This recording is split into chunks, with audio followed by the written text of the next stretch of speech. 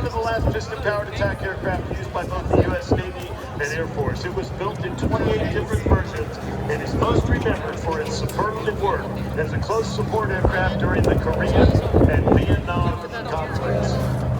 Now, the prototype first flew in March of 1945, and it featured a simplified flight system with dive plates on the inside and a replacement of a bomb bay with red hard bombs that carried a substantial ordnance load. The Skyracer did not see combat during World War II, but its relatively inexpensive cost and outstanding performance resulted in orders for 500 aircraft by 1948. And folks, don't forget, keep your eyes on the runway. Look at the beautiful Corsair touching down right there in front of you. And on final behind him, the P-51 Mustang.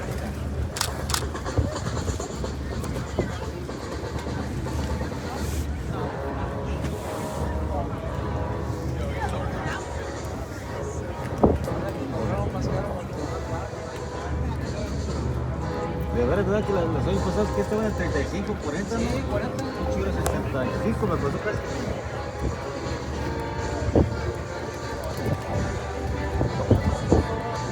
¿Cuánto le compras tú? Ahora sí, 60 y algo. Sí.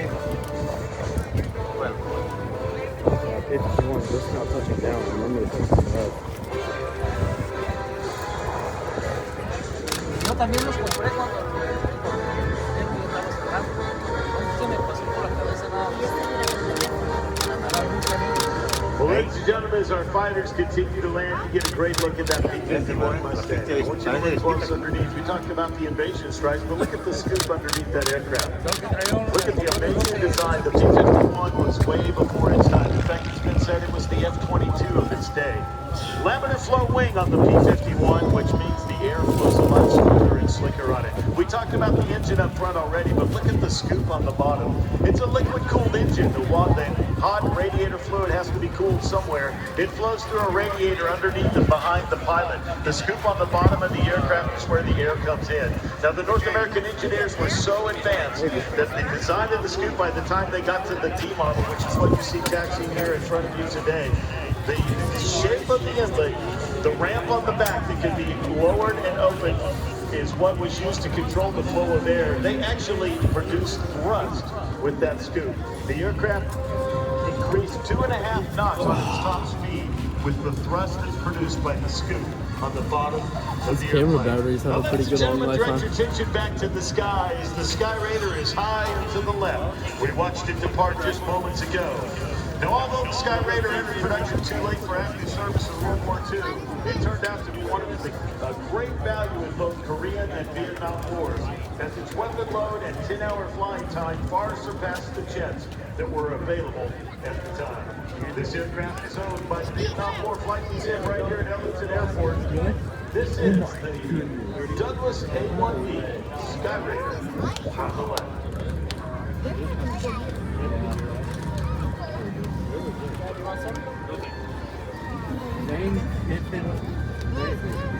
There was a big queue for this.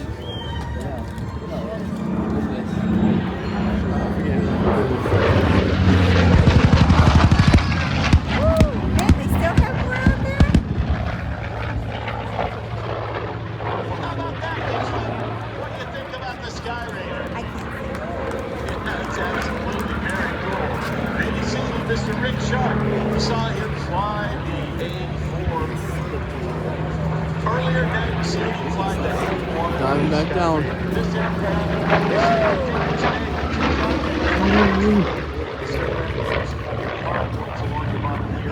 can carry bombs, missiles, it can carry marking rockets. Willie P, as they might call them, the white phosphorus rockets that were sometimes used to mark target or troop locations.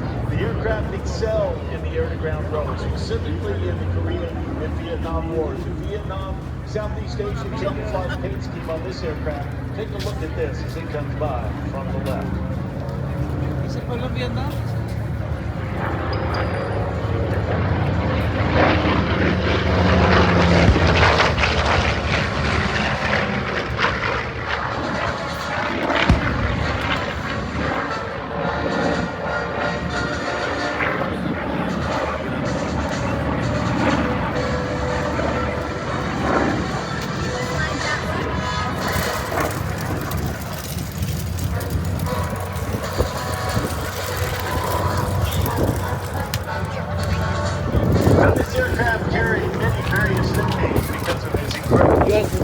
it rolls and it That's builds. yours. But watch here, the aircraft in back low to the right.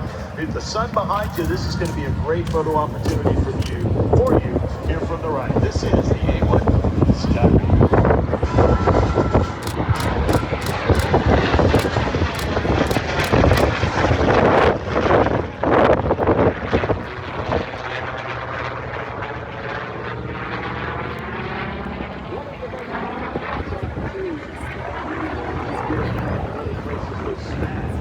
Which is tribute back to an aircraft that was flown in fighter aircraft in World War I.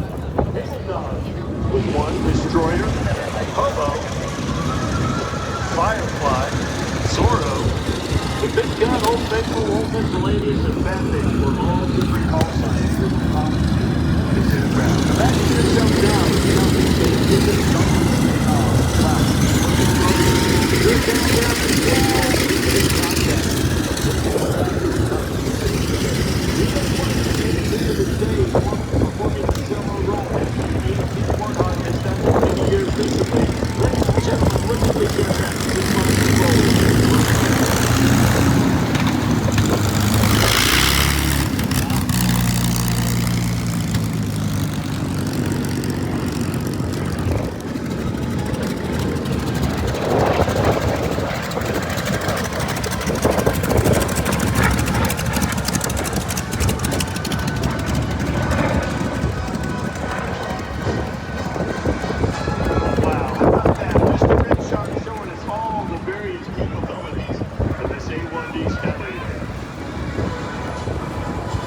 Ladies and gentlemen, keep your eye on this beautiful aircraft as he circles around behind. He's going to circle around behind your left shoulder.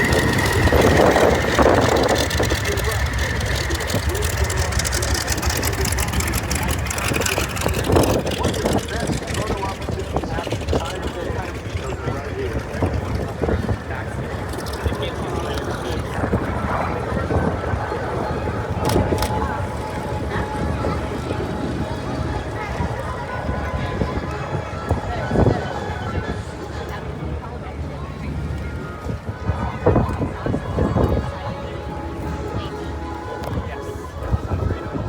And here he is, folks, from the left.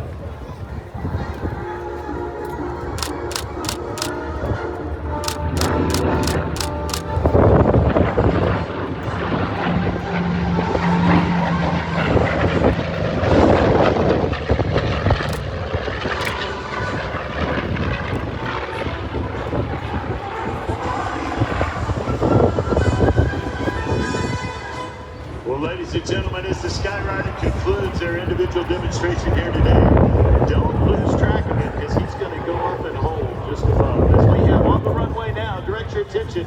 We have yet This another A1, it's painted like camouflage on the top, but the bottom it's like very like light color. So if you imagine, right, yeah, you're flying on the ground attacking ground target, you want something like fighter jet up above.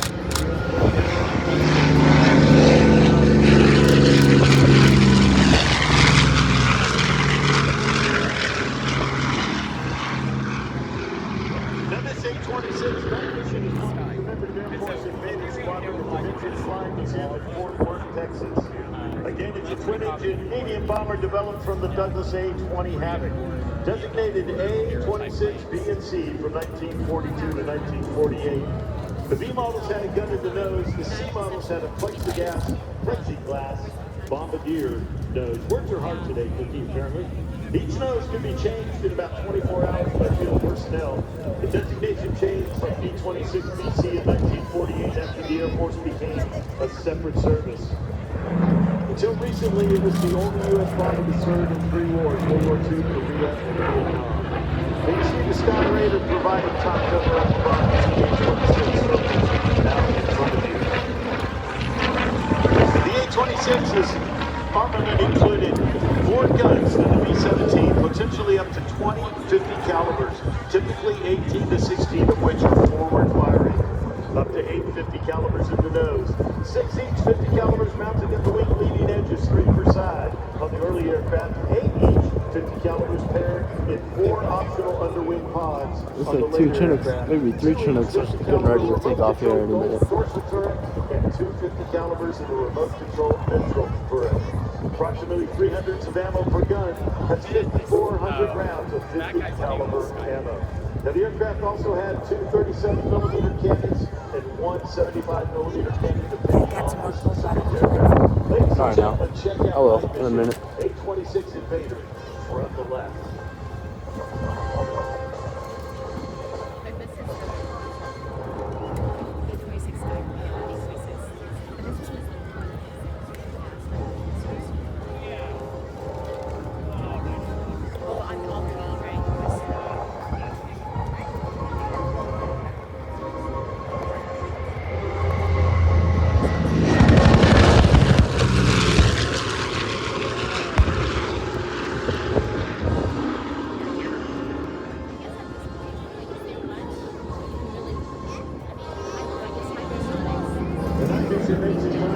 Come back around one more time. In military service from January 4th, 1945 to March 13th, 1950, it was assigned here stateside in the United States. In March of 1950, it was stricken from the Air Force inventory and sold on the civilian market. April of 1960, it was converted to executive transport by Grand Central Aircraft of Glendale, California. Completely disassembled and all systems were inspected. December of 61, it was purchased by the Barnwell Drilling Company. And in April of 1967, Flight Test Research in Long Beach, California, purchased it for $15,000. From 72 to 77, the aircraft was seized from drug runners in Potter County Sheriff's Department in Amarillo, Texas. January 10, 77, the pilot landed the aircraft on one engine and walked away from the airplane. A testament to the story of that particular aircraft. Years later, 2 gentlemen in dark sunglasses seemed rather intrigued by the airplane. Finally, one of the gentlemen approached the crew member and asked what color the aircraft used to be before it was repainted. I'll tell you the rest of the story in a minute. Here it is, night vision from the left.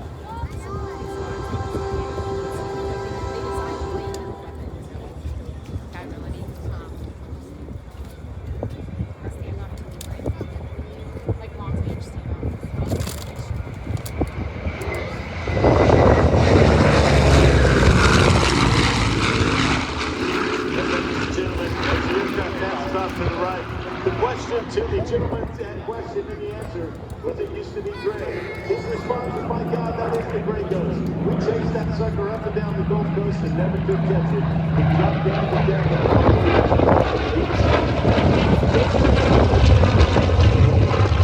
this aircraft up to its Here come the Chinooks. We got the Chinooks taking off. and it's served to us well. Well, now as we transition into the A-26 and our Skyraider continue to orbit overhead. To the left and to the west. As we now simulate a downed crew, troops in contact here in the Korean conflict and into early Vietnam. The Skyraider up top, the A-26 providing cover as needed, keep the engines head down. Watch our helicopters, our twin-rotor CH-46s as they now approach into the target area.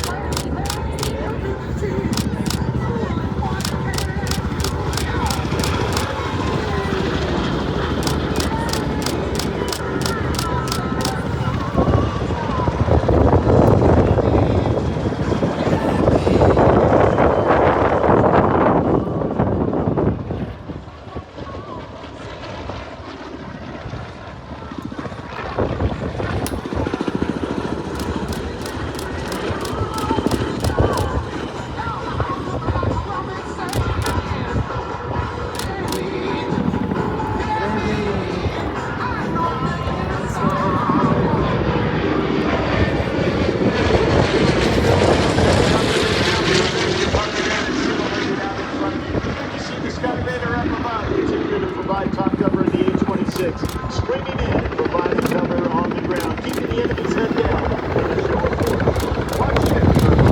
Make your way back to front.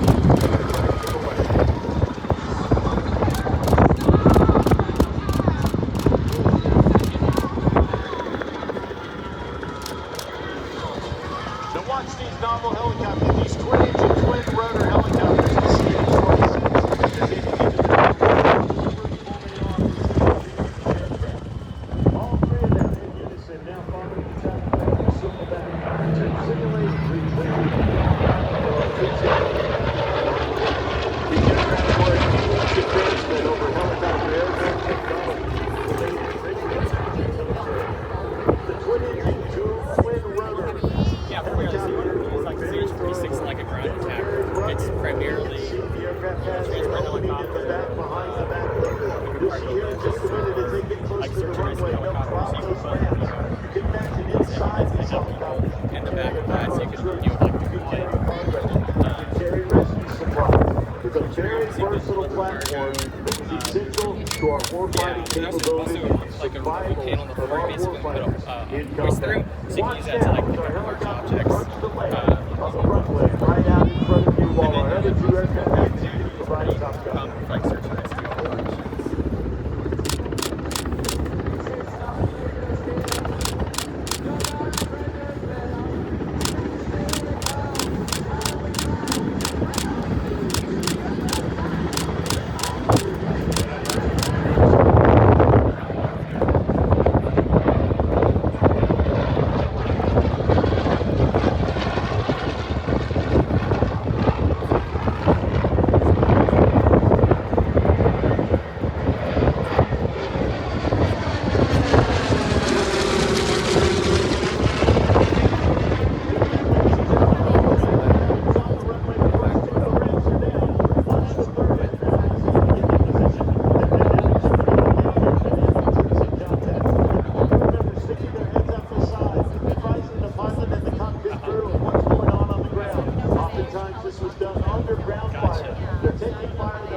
Return fire. The troops are scrambling to get aboard the helicopters. Now the rats are coming up on both helicopters. We've recovered our friendly personnel. Watch as they lift off and bring our rescued warfighters home.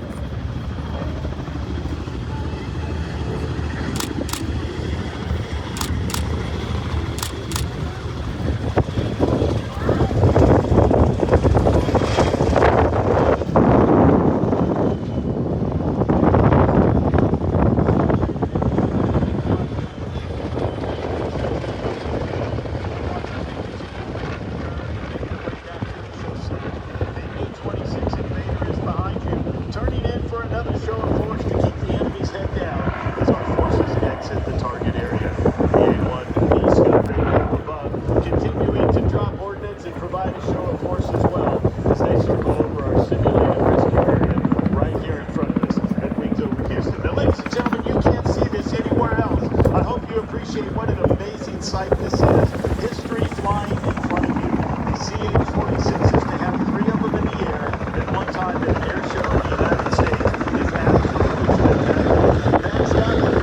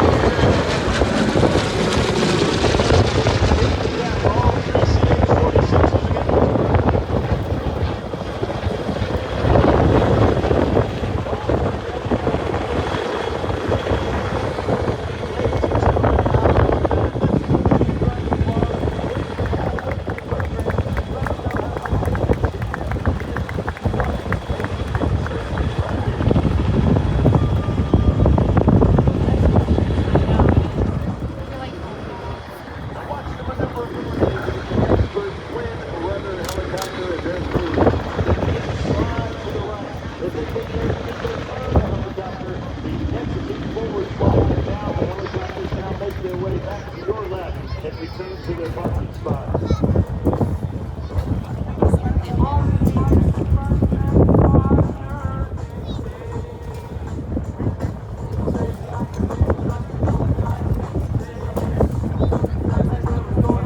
Folks, if you haven't got a great picture of the Sky Raider, here he comes down low. He's diving in. Our helicopter exits the area.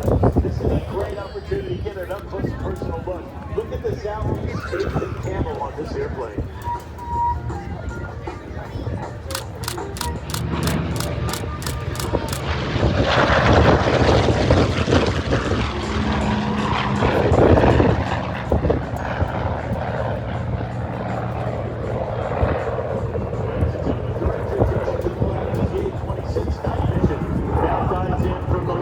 They'll line up with the runway, they'll drop down and show you some of that amazing speed that this aircraft has. Again, this aircraft is faster than any other of most of the fighters that escorted it in its initial deployment in World War II. It survived into the Korean conflict and